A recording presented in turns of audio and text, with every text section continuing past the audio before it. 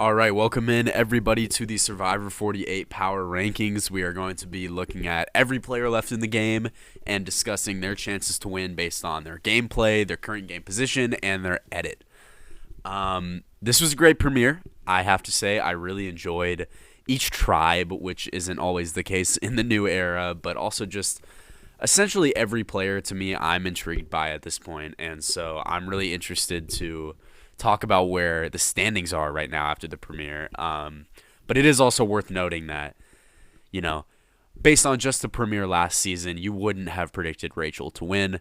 You probably would have predicted like Sam, which wouldn't have been a bad pick, but it is also just important to remember that this is just one episode. There is a lot of season to go. But yeah, before we get into the power rankings of the players left in the game, let's talk about Stephanie, the first boot of Survivor 48. And I do have some thoughts on Stephanie, really, that are just come back to the point that she was not the worst first boot in the world. Like this, she did not do that much wrong. She ends up going home here pretty much because she didn't play aggressively enough, as you kind of need to in the new era. But kind of just, she had a personality clash with Say. And at the end of the day, Say was the most powerful player on the tribe. You can't be clashing with that on day one. So, unfortunately, Stephanie does go home here. But I really did like Stephanie. Like, this is not a LeBron lie here, but it is true. My first ever impression of Stephanie was that she was going to be the first boot.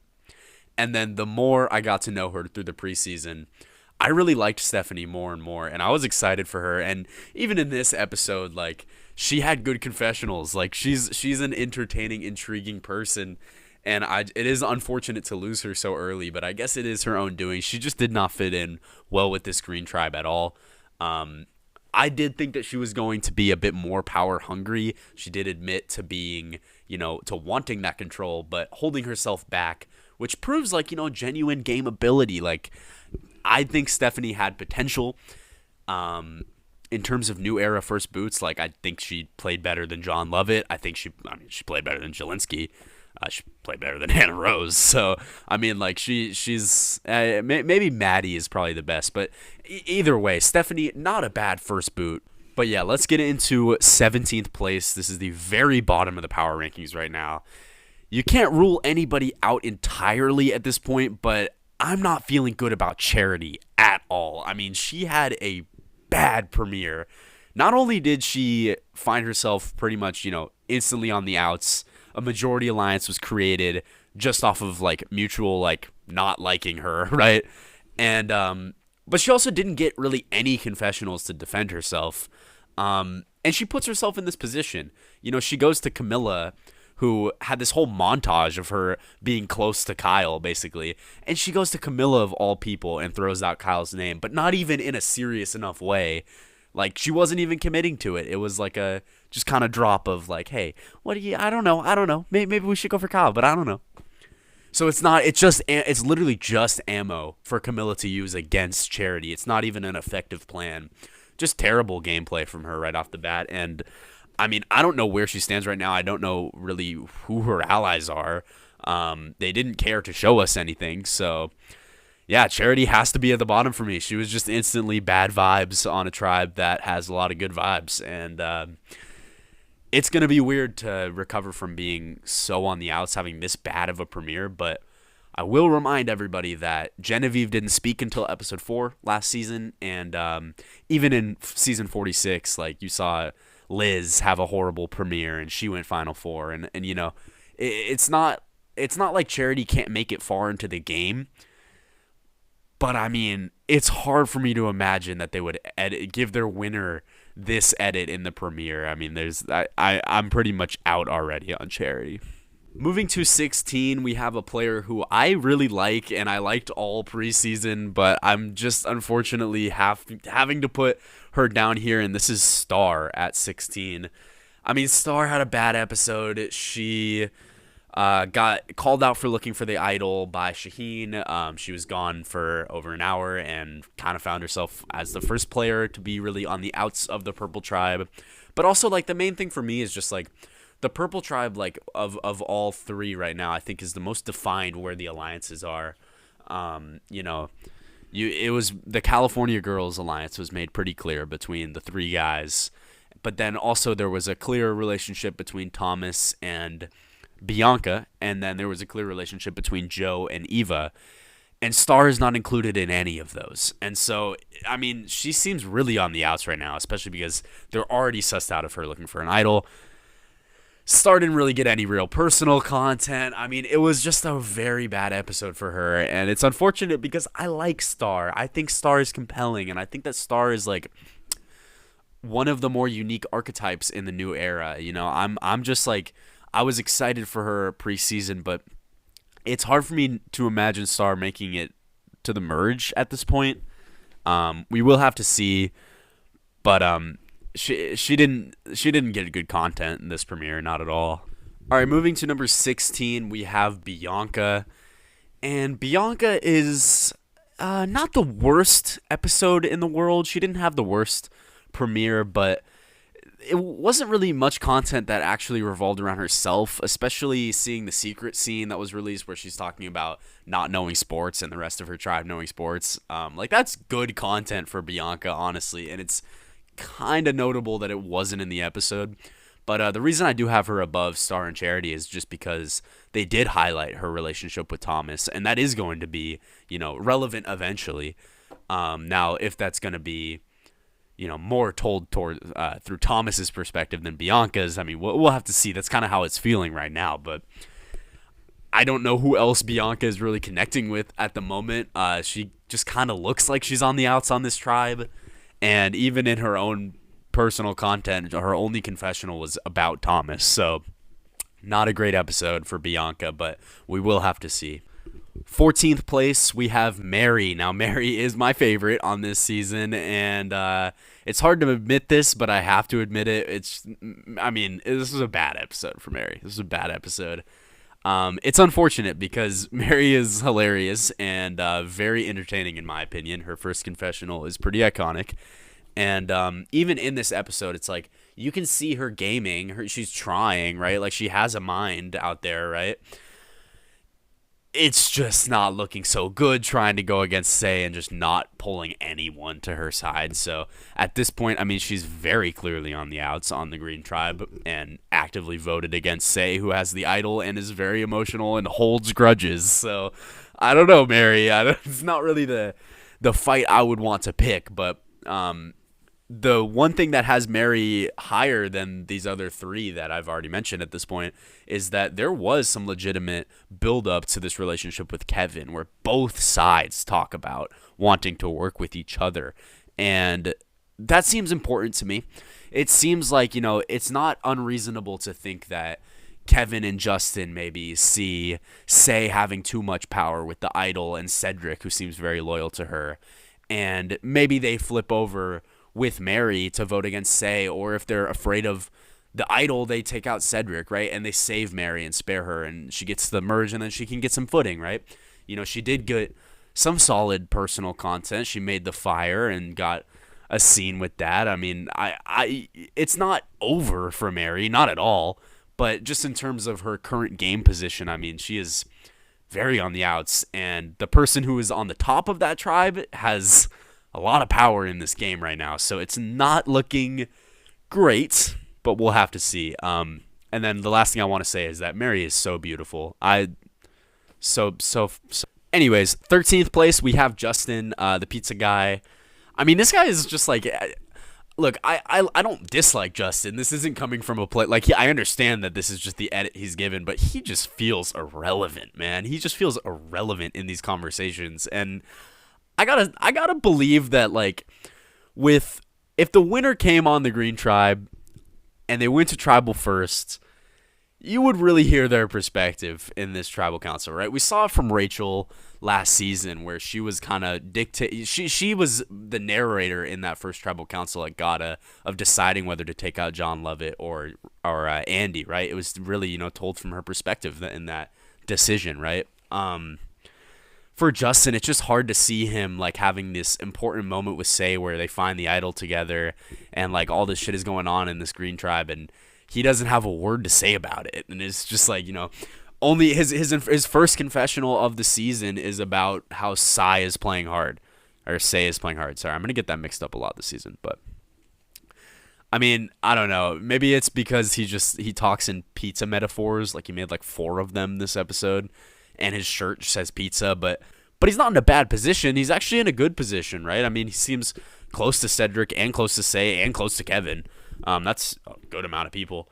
So, Justin isn't necessarily in danger, but which, the 4 people I have below him are in danger. But the thing is that with Justin, I just struggle to really think that he's gonna win this season. I don't know. No disrespect though, but let's move on to number 12, where I do have David. I like David. I have to say, I think David's a good character and a refreshing type of figure in New Era Survivor. I mean, we see him right off the bat share this, the little clues he saw around the island. He shares that with Mitch instantly and the whole tribe, right? That's just like kind of he doesn't know how to deal with this stuff. He doesn't care. He doesn't know what New Era Survivor is about, what Survivor is really about entirely. He's just there to be himself, right? And survive and make it to the end and hopefully win. I don't think that's going to work in the New Era. I don't think that he's going to pull that off, but I do think David is likable, and it's just a little confusing because he is, full of himself, right? He does say things that are pretty ridiculously egotistical. I don't know about egotistical, but just confident, right? He has a very confident nature to him. But it's also just kind of in like a silly, wholesome way, and he is self-aware enough to where it's like, I think David is a genuine guy, right?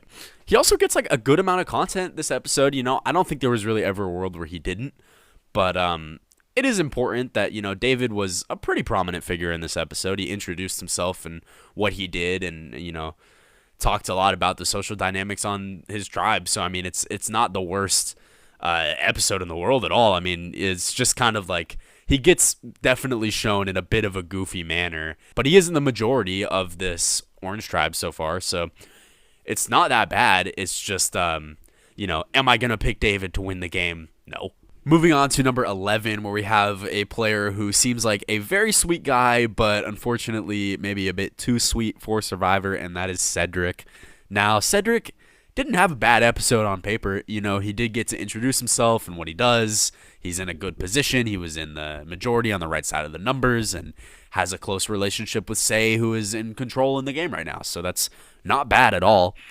The only issues I have with Cedric is that I really just like worry about his actual game ability right now. I'm not sure that he's going to be able to flip on Say or differentiate himself from Say. It feels like if he gets to the end, he probably would lose, but it also seems like a situation where he could be taken out in the crossfires of people trying to go against Say, but Say having an idol and more power in the game than Cedric does, and Cedric could get taken out in that way, and that's like honestly a very serious possibility even in the pre-merge. So I just don't have that much belief in Cedric as a player, even though I like Cedric a lot, and if I was on the island myself, I'd probably want to work with Cedric. But, in terms of winner rankings here, I have to have Cedric kind of in this, somewhat bottom tier where it's not like disastrous. It's not like he really did much actively wrong. I just like don't have real faith that it's going to work out in the end. But yeah, moving on to number 10, where we have the main character of the season so far, breaking the all-time confessional record, and that is Say. Yeah, you heard me. Broke the record for most confessionals. Pretty insane. And Say is a great character. That's what I have to say about her right now. I mean, she is like Rome, if Rome was actually kind of good at getting people on his side and like talking to people, right?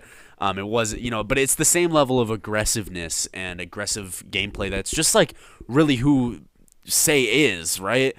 And I just love it. I think it's great. And there's definitely some real like emotional depth to Say that I'm intrigued to learn more about. I mean, she comes into the season essentially saying all preseason that she didn't want to work with women, and she instantly forms a majority alliance with all men. And then she finds the idol and she cries and thanks all the women that helped her to get to this moment. It's confusing, right? And I like that. I'm interested. And the thing with Say is that she's a good player. She instantly builds this majority alliance, and it works. She's in the right side of the numbers. She gets out her number one target. She finds the idol, and she has people who trust her enough to not go and tell Stephanie and Mary that she had it, right? I mean, like, Sei says in her second confessional, I believe, "This is my season." It's a bold statement in the premiere. But I don't think she's going to win. That's my thing with Sei. Is like, the issue with Sei's gameplay is that the aggressiveness is cool and it's authentic, right? It's who she is. But it's going to come back to bite her. I mean, just think about what if Stephanie's shot in the dark hit. You just spent this whole tribal essentially like bickering back and forth because you knew she was going to be out the door. But what if she wasn't? What if that shot in the dark hits? Then you have to burn your idol if you're Sei. And then, yeah, maybe you revote and like Mary goes home or something, God forbid. But then you go back to camp and Stephanie's still there. And that's just a bridge you've burned and a player in the game who is actively against you. And one of these times, that is going to matter. And that is going to backfire with Sei, in my opinion. I just don't think you can be this aggressive and this kind of careless to the people who you aren't working with. Because just inevitably, at some point in the game, your alliance is probably going to want to flip on you, right? I mean, Kevin is a very bright guy. He's a smart player. And is he going to want to take Sei to the end? I don't know. I mean, I doubt it. But yeah, I think Sei's need for control and her lack of being able to hold back the kind of problems she'll have with a person. She also admits to holding a grudge, right? It's like, I expect her to come back from camp and not want to talk to Mary, right? Like, actively not want to work with her ever again.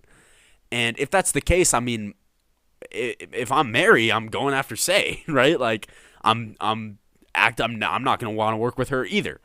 And so it's never really good to have people actively against you, even if you have the numbers. I mean, you never know what can happen. So Sei is a very entertaining character and right now is in a great spot, but we will see what comes with it. I hope that she makes it deep because, I mean, Sei is super unique. I love it. But yeah, let's move on to number 9, which where we have my preseason winner pick. We have Beard Guy Shaheen. What was this episode for Shaheen? I don't get it yet. I don't know what to make of this episode for him. And it's weird because, I mean, I thought Shaheen is like the most compelling person, the most interesting to listen to. And I just expected that he would get kind of a bigger edit than this, right? But he wasn't that important.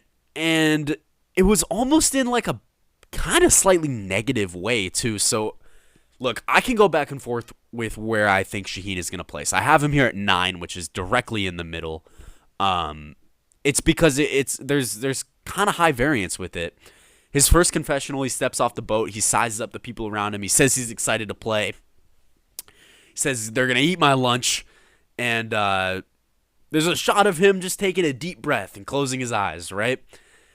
It feels out of place, and this is a confessional that just kind of feels important. I mean, anybody could have said something there. It's nothing, they definitely chose that confessional for a reason. I don't know if it's winter stuff or if it's downfall stuff. I mean, there's that, and then there's also when Star is looking for the idol, and, Shaheen is kind of just like calling her out and saying, hey, that's basic day one Survivor. You should know not to do that. And it comes off a little negative. I don't know how to put it. But I mean, there's also the California Girls Alliance where, he says that it's an alliance and he's excited for it. But Thomas is also, in the alliance, but seems a lot closer with Bianca specifically. And Joe is also in the alliance, but seems closer to Eva. And so if Joe is close with Eva and Thomas is close with Bianca and neither of them will let their people go, then you are choosing between Star and Shaheen. And yeah, Shaheen is in this California Girls Alliance, but Shaheen is a bigger threat than Star. I mean, it's not crazy to think that Shaheen goes home pre-merge.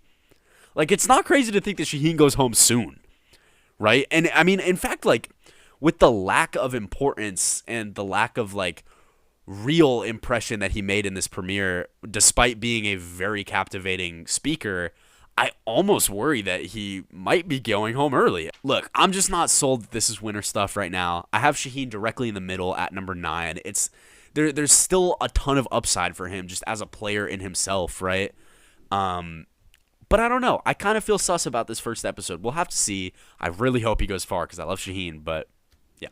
All right, moving on to number 8, where I have a player who I kind of feel overall like a bit more negative on than positive, but this is where I have Kyle. And Kyle had a pretty good episode when it comes to, like, he did have some memorable moments, right, going on the journey and having the moment where he helps Kevin after breaking the challenge. And that's all memorable, but it's also situational. He's on the journey. You have to show it. It's not necessarily, like, winner edit stuff, right? Like, I mean, even the move to help Kevin at the end of that challenge, it is a game move, right? It's not like he's, like, doing that entirely out of the kindness of his heart, which he does seem like a good guy. He seems like a caring and empathetic person, and I love his relationship with Camilla. I mean, that's pretty cool. But I don't think that like he got some like amazing edit as much as he was just like on that journey, right? So I'm not really reading into it that much, but the good thing with Kyle's premiere was his connection with Camilla, and the highlight to that. I do think that could be important. There's definitely a chance that is a really important relationship. And I think that speaks to Kyle's longevity in the game, potentially. I mean, they also kind of set up like a bit of a rivalry with Charity, which is also just another kind of long-term storyline.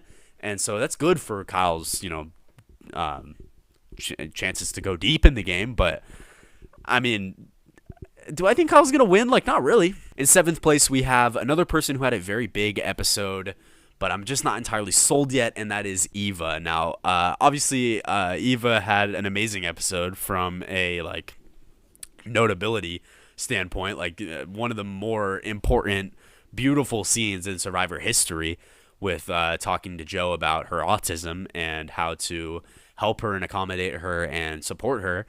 And it was amazing, right? That's an amazing scene. It's kind of hard to read into that from like an edit perspective. It seems like something that's got to be in the show. And it definitely does make Ava's story kind of like peak, right? Like, no offense, because I like Ava and I'm rooting for her. But this is probably like the highest it's going to be, right? And so I don't really know if they would do that with their winner, especially because like Eva doesn't really like have connections with anyone else on this tribe other than Joe. It's not really shown that Eva is in like the best position, right? Joe is, in a good position, and Joe seems like he really wants to help out Eva. So, I think, and also Eva's a freaking physical beast. Like, Eva's going to probably make the merge. But Eva's going to be a big threat. Eva's a legit player. And, yeah, she did have a really good episode, but I don't know how to read into it that much. In fact, I kind of think it's, like, not the type of episode you would give your winner. But, hey, I don't mean to nitpick because I do like Eva. And, like, this entire episode for her was incredible. It was just amazing to watch. Like, aside from these power rankings, I just want to say that, like, it's been... we had 47 seasons without a player with autism. Like, what? That's crazy. And so to have like that type of representation on the show where you have not only Eva like being very articulate and very emotionally like mature about her autism and open about it, but you also had Joe, who is like so genuinely caring and like receptive to what Eva's saying, and just to show that interaction on TV to a ton of people who maybe don't have the exposure to people with autism or know how to, like support their friends with autism, right? It's like that's just amazing to put that out there. You rarely see that, honestly, but okay. I'm not the first to tell you that. So moving on to number 6, where we do have Camilla. And Camilla played a good game in this first episode. Like, she instantly is in this majority that is based on, her calling out Charity, and that's a great move from her, right? She forms this close relationship with Kyle, which seems like an important connection in the game, and like, you know, essentially from a gameplay perspective, like Camilla plays this episode perfectly. So it's hard to have her low on this list. My issue with Camilla, like the thing that is on my mind is just kind of the amount of times that she talked about wanting to be chaotic and sneaky. And I think that, you know, she really only got strategic content this episode, right? She didn't really get much personal about her, right? I mean, I guess there was some personal stuff in, you know, the conversations with Kyle, but I don't know if that was really like a like what I'm looking for personal content where it's kind of like told from her perspective, I guess. But I don't know. I'm nitpicking. End of the day, Camilla played a good game in this episode. And I think Camilla is someone I'm really excited for this season. I hope that she does some damage because I think that she has legit strategic potential. And yeah, I don't know. I'm just kind of waiting to see more of like a narrative for her. But in terms of like her gameplay this episode, she played amazing. On to number 5, where I do have Mitch. Now, Mitch got a Matt chat, which is always good. I mean, it's not a guarantee at this point, but it is pretty important. I mean, you look at Survivor 47, and the Matt chats were Gabe, Teeny, and Andy. And if you think about it, those are probably the most important player from each tribe last season. And so I think it is important for the longevity of Mitch in the game. I think that he's going to be an important player. The reason I don't have Mitch higher is really just from the game perspective where he's left out of the majority in this Orange Tribe. And it's not really shown like him specifically connecting with anybody on the Orange Tribe. I mean, he's not necessarily like a target, right? Charity seems to be the only target right now. But he's not, you know, in with the majority right now, so I can't have Mitch any higher, unfortunately. But on to number 4, we have another player from the Orange Tribe who also got a Matt chat, and this is Chrissy. And Chrissy like had a good episode. You know, she was one of my favorites going into this season as a player who I thought could be a real dark horse to win it. And I mean, this is kind of what I expected, right? Like she gets a Matt chat, which is good for her longevity, but she also gets to introduce herself and what she does as a fire lieutenant, talking about how that relates to the game. That's all good stuff. And then she is included in the majority alliance. So it's a picture perfect episode from Chrissy. Is nothing wrong in there, but the only issue is that she only gets that one confessional, and it's pretty short, you know? Like, she's not a very memorable figure in this premiere. But, I mean, Chrissy is in a good spot right now. It's hard not to have her high up here, so I do have her at number 4. All right, number 3, we have Joe. And, man, Joe had a great episode.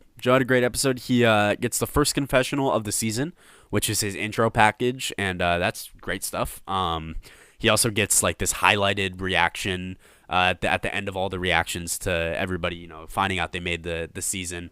And his is the longest, and it's the last one. It's like a leaving impression, right?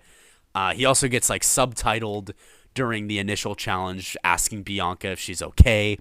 It's little stuff like that that really reinforces this hero edit that Joe is getting, right? And obviously, you see it when he's talking to Eva, in a very beautiful and real and authentic way and meaningful way, right? But I mean, like, he even says, "I am willing to lose my game for her," you know, and he means it. He means it. Joe's a good guy, and he cares about, you know, playing honorably and being, you know, kind and loyal to the people who he's working with. And that's great. My issue with that is that Joe is a very big guy who is very likable by everybody and will win if he gets to the end. So, is it really possible to have the philosophy of taking your alliance to the end when that alliance is probably not going to want to take you to the end? I feel like if you're as threatening as Joe is, you have to be willing to strike first. And I just don't think that he's going to be able to do that. I mean, he is a very emotional guy, you know? Like, episode 1, he made me shed a tear. Episode 1. He's a great character. There is legit emotion when he is talking, and it makes me feel it, you know? He crawls up into a ball and says, "I got her." It's beautiful. Beautiful stuff. I don't know. I think you got to be a little bit more cutthroat to win the game. But hey, whatever. All right, moving on to number 2, we have the player who I originally predicted would be the first boot of this season. So, good job, Theo. Another bad first boot pick, but this is Kevin. And Kevin had a very big episode. And I'm not fully sure what to make of it. There's some conflicting thoughts in my head about Kevin's episode. He does get a Matt chat, which was the moment where I instantly knew I fucked up by picking him to be my first boot. But Kevin kind of has like a story arc in this premiere, right? Where he injures his shoulder and he's in confessional talking about, fuck, I lost the challenge for everybody. Is my tribe going to hate me? Like, I'm done, right? I'm screwed. And he goes on the journey and he wins the journey. He says, oh my God, maybe my tribe will like me again. And he gets back and everybody likes him. And he's like, oh my God, everybody loves me now. And suddenly he's just in the best position in the game and he's dictating the first vote of the season. And it's just like it's a circle, right? It's a full narrative that they gave him in the first episode, which is like a lot to give to somebody, right? That's a lot to give.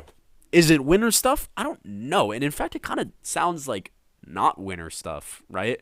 It almost like reminds me of like what happened to Charlie in 46, where he kind of had like a bit of like a complete narrative a little bit too soon.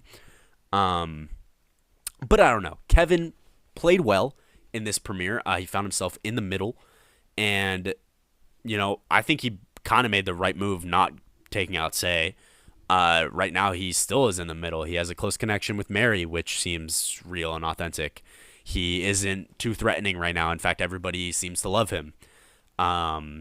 Even with his broken shoulder or dislocated shoulder, like they're not targeting him. So, I mean, Justin is in a great spot right now. What do you guys think about them not showing the scene of him popping his shoulder back in place? Because this was a cut scene where he dislocates his shoulder and pops it back in. And they cut it. Would they have shown that if Justin wins this season? Isn't that an important enough moment for your winner? Like, look, they showed Rachel stealing rice in a challenge in the pre-merge and had to return the rice. Yeah, it was funny. It was a good TV moment, but I mean, did not have to be there. Very easily could have been cut around. In fact, they reenacted it to get the shot. They reenacted it. That's winner stuff, right? Whereas Kevin did not get that treatment. So pretty much for that reason alone, I have Kevin below my number 1. But, I mean, Kevin at the end of the day I think is going to be going very deep. But we are left with our number 1 after the first week of Survivor 48, and that is Thomas. Thomas had an essentially flawless premiere. Not overexposed, not over strategic, you know, like given the personal content, the good like relationship content with other people. He even has his first confessional is talking about everyone on his tribe and what they do and how he fits in. I mean, that's exactly what you'd want for your winner to say as their first confessional, right? I mean, that's a really good episode from an edit perspective. And from a game perspective, I mean, he's positioned phenomenally with, you know, a majority alliance essentially, but also someone on the outs who he's protecting and working with as well. I mean, Thomas has had a perfect episode. And also, I mean, he's very entertaining. Like, he's very funny and very charismatic and likable. I mean, like, the dude has genuine win equity if he gets to the end, but he's also, like, not way too threatening. So it's, like, realistic to see how he could get to the end. And he had a great episode edgically. Like, I can't possibly not put him number 1. So Thomas is the clear favorite for me right now. But, again, it is worth mentioning that the favorites after episode 1 are kind of rarely end up actually winning the season. I couldn't tell you the last time that happened. But, you know, still, Thomas had a great episode, so I'm going to put him at number 1. All right, but that will do it. I hope this video isn't too freaking long, but if you made it through this video, I mean, damn, like, do you want like a dollar or something? Like, thank you. I'm going to be doing this every week, talking about my contenders and power rankings and overall state of the season. I love talking Survivor. I could talk about it for days and days and days. So drop a subscribe if you want to. Anyways, see you guys next week.